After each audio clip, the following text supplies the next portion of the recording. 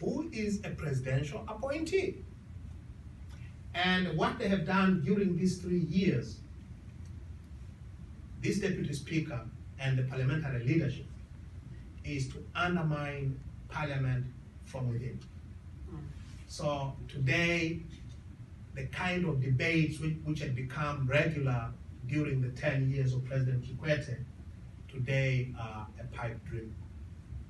The kind of corruption scandals that were dug up by Parliament during those 10 years, today is absolutely impossible, because today the president, he loves speaking on record.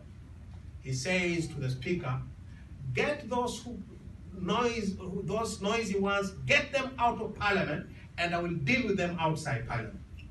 So the speaker chucks out of Parliament, us out, me and my colleagues, and when we just get out of the Parliament's gates, we find the security people waiting for us.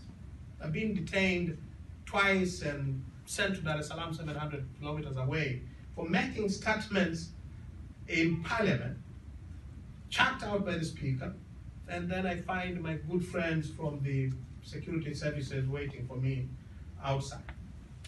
So get Parliament free, get the free press, get citizens to be free to speak, get freedom flowering. And if you do that, then all of this corruption thrives in darkness. Corruption thrives where the government is unaccountable to anybody. And therefore, the simple antidote to corruption, in my view, is democracy writ large. I saw a hand, someone? Yeah? Yes.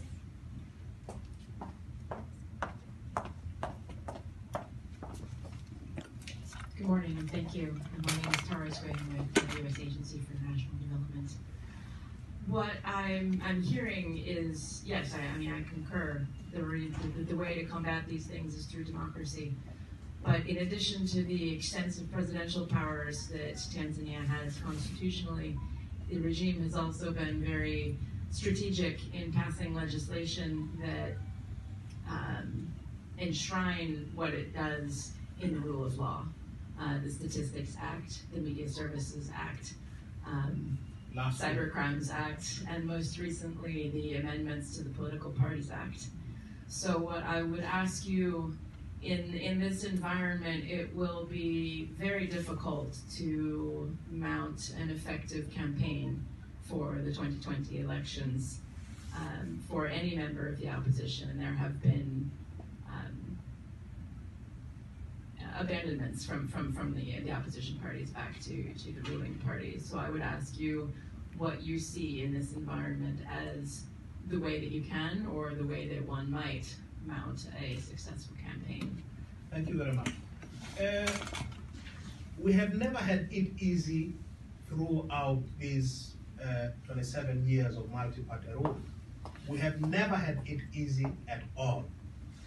Every democratic gain that was made during that period was fought for, and it was paid for very dearly. The situation has become very difficult, absolutely. The legal regime that is emerging during this Tanzania, Magufuli's Tanzania, is horrifying. But what the law proposes, the people will dispose of. It is never easy anywhere. Democracy is never built easily anywhere.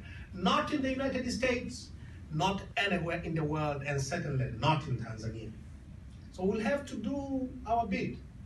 We'll have to do our bit to deal with the current difficulties. As I said at the beginning of my remarks, President Magufuli is, in my view, a godsend. It is not just the political opposition that has paid dearly. Magufuli is a Roman Catholic, and he will go down in history, in our history, as a Catholic president who managed to antagonize the Catholic Church in Tanzania. Now, the Catholic Church is the most powerful institution in the country outside the state. Last year, the Tanzania Episcopal Conference wrote a pastoral letter, which basically what I have said